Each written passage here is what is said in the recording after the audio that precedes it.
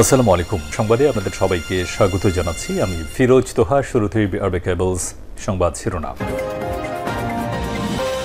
পুরোদমে দখলদার ইসরায়েলি বাহিনী এবং ইরানের মাঝে ভয়াবহ যুদ্ধ শুরু হয়েছে, আর এরই মাঝে আমাদের হাতে এসেছে যুদ্ধের সবথেকে তাজা সংবাদ। প্রথমেই জানাবো, ইসরায়েলের আন্তর্জাতিক বেন গুরিয়ন বিমানবন্দর সহ ইসরায়েল জুড়ে জোড়া ক্ষেপণাস্ত্র হামলা। আলহামদুলিল্লাহ, এবার ইয়েমেন থেকে হুতি বিদ্রোহীরা ইসরায়েলের উপর পৃথক জোড়া হামলা চালিয়েছে। এর মধ্যে তারা ব্যালিস্টিক ক্ষেপণাস্ত্র হামলা করে ইসরায়েলের প্রধান আন্তর্জাতিক বেন গুরিয়ন বিমানবন্দরকে গুঁড়িয়ে দিয়েছে। এরপর জানাবো, 6 মাসে 3200 বার যুদ্ধবিরতি ভেঙেছে ইসরায়েল। গত বছরের নভেম্বরে শুরু হওয়া যুদ্ধবিরতির পর থেকে ইসরায়েল লেবাননের সঙ্গে প্রায় 3200 বার যুদ্ধবিরতি লঙ্ঘন করে। লেবাননের কর্তৃপক্ষ এই তথ্য নিশ্চিত করেছে। এতে অন্তত 200 জন নিহত, প্রায় 400 জন আহত হয়েছে। এদিকে ইসরায়েলের হুমকিতে যুক্তরাষ্ট্রকে হুঁশিয়ারি করল ইরান। ইসরায়েলের সম্ভাব্য হামলার হুমকির পরিপ্রেক্ষিতে ইরান আজ যুক্তরাষ্ট্রকে কড়া হুঁশিয়ারি দিয়েছে। ইরানের পররাষ্ট্রমন্ত্রী আব্বাস আরাগচি জাতিসংঘ মহাসচিব গুতেরেসকে লেখা এক চিঠিতে জানান, ইসরায়েল যদি ইরানের পারমাণবিক স্থাপনায় হামলা চালায় তাহলে তার দায় যুক্তরাষ্ট্রকেও নিতে হবে। এবারে জানাবো, ইরানের বিরুদ্ধে তেলের ট্যাঙ্কার ছিনতাইয়ের অভিযোগ। ওমান উপসাগরে জাস্ক বন্দরের কাছে সংযুক্ত আরব আমিরাতের সঙ্গে সংশ্লিষ্ট একটি জ্বালানি তেলবাহী ট্যাঙ্কার ছিনতাইয়ের ঘটনা ঘটেছে। ইরানের নৌবাহিনী আজ এই তথ্য জানায়, তারা এই ঘটনায় কোনোভাবেই জড়িত নয়।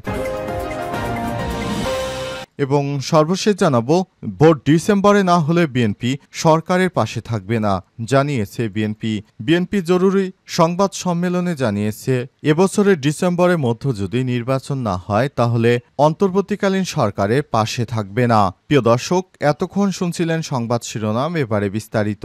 তবে তার আগে বন্ধুরা, অনুরোধ থাকবে এই সংবাদটিতে একটি লাইক দিন।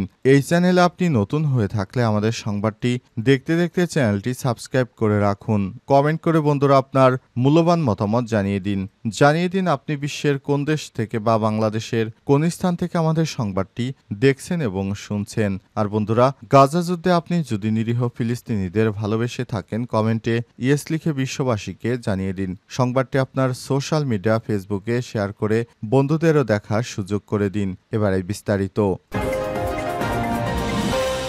বেন গুরিয়ন আন্তর্জাতিক বিমানবন্দর সহ ইসরায়েলে জোড়া ক্ষেপণাস্ত্র হামলা।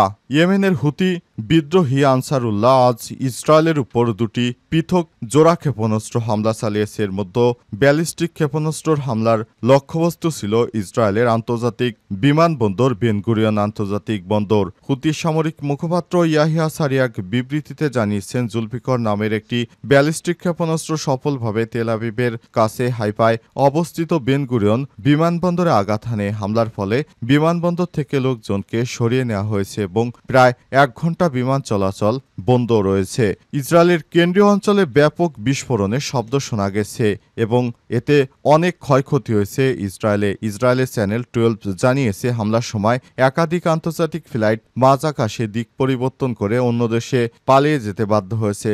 সাময়িকভাবে আকাশপথ বন্ধ রাখা হয়। এপ্রিলে গাজায় হামলা শুরুর পর থেকে এটি ছিল ইহুদিদের 37তম ক্ষেপণাস্ত্র হামলা এবং চলতি মে মাসেই 11 বার ইসরায়েলে সাইরেন সক্রিয় হয়েছে। একই সঙ্গে ইয়াহিয়া সারি আরও জানান, হুতি যোদ্ধারা হাইফা, তেল আবিব সহ গুরুত্বপূর্ণ শত্রু অবকাঠামোগুলোকে লক্ষ্য করে দুটি ইয়াফা ও ড্রোন ছুড়েছে। হুতিরা এই হামলাকে গাজায় ইসরায়েলি সামরিক অভিযানের পাল্টা প্রতিশোধ হিসেবে অভিহিত করেছে। গাজার স্বাস্থ্য মন্ত্রণালয়ের তথ্য অনুযায়ী 2023 সালে অক্টোবর থেকে শুরু হওয়া সংঘাতে এখন পর্যন্ত 53,650 ফিলিস্তিনি নিহত হয়েছে, যাদের অধিকাংশই নারী ও শিশু। এর আগে 19 মে হুতিরা হাইফা বন্দরে সামুদ্রিক অবরোধের ঘোষণা দেয় এবং সতর্ক করে জানায় যে কোনো নৌযান হাইফা বন্দরে গেলে তা হুতিদের সামরিক লক্ষ্যবস্তুতে পরিণত হবে।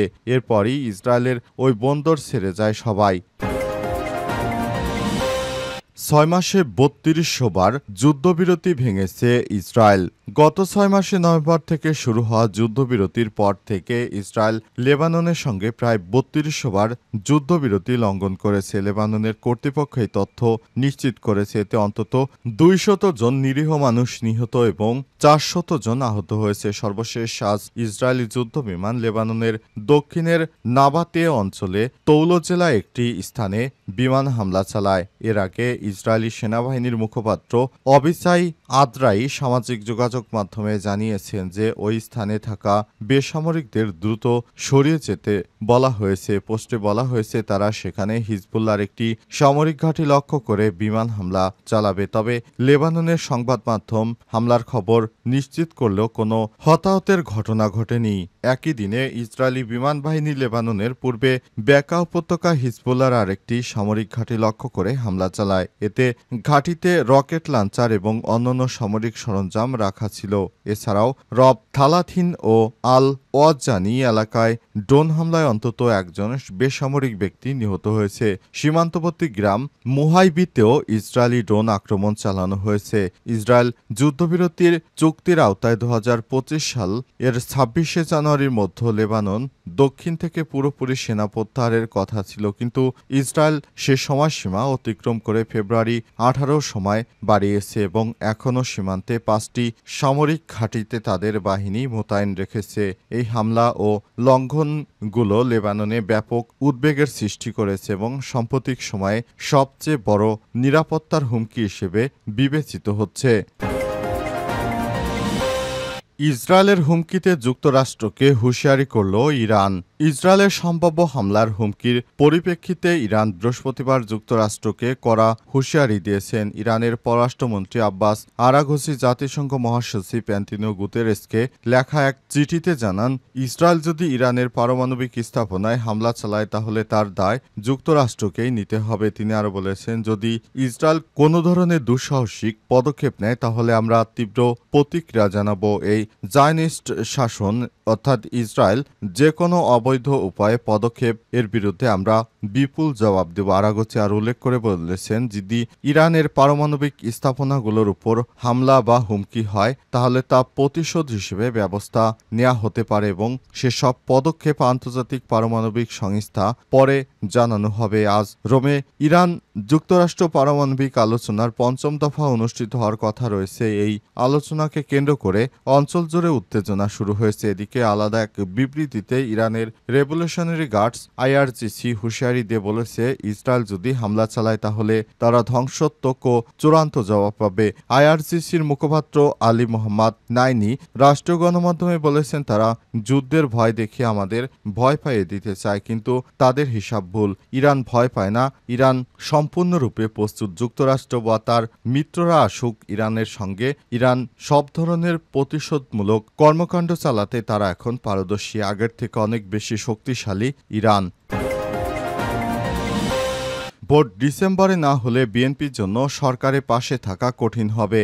ডিসেম্বরের মতো সংসদ নির্বাচন না হলে অন্তর্বর্তীকালীন সরকারের প্রতি সমর্থন অব্যাহত রাখা কঠিন হবে বলে ঘোষণা দিয়েছে বিএনপি। আজ বিকেলে বিএনপির সর্বোচ্চ নীতি নির্ধারণী ফোরাম থেকে জাতীয় স্থায়ী কমিটির এক জরুরি সংবাদ সম্মেলনে দলের এই অবস্থান তুলে ধরেছে স্থায়ী কমিটির সদস্য ডক্টর খন্দকার মোশারেফ হোসেন। তারা জানিয়েছে, আগামী ডিসেম্বরে যদি নির্বাচন না হয় তাহলে সরকারের পাশে থাকবে না বিএনপি।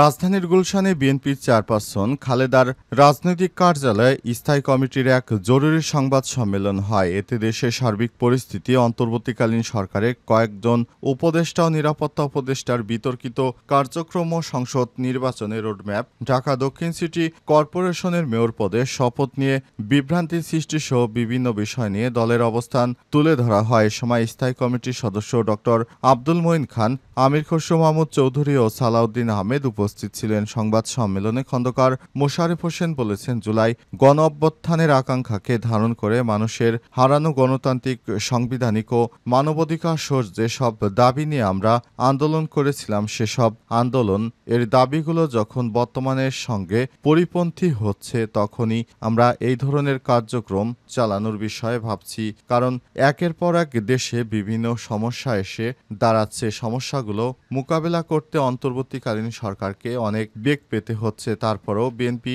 অন্তর্বর্তীকালীন সরকারের সমর্থন করে, কিন্তু আগামী ডিসেম্বরে যদি নির্বাচন না হয় তাহলে বিএনপি সরকারের সঙ্গে থাকবে না, এমনটাই জানিয়েছেন তারা।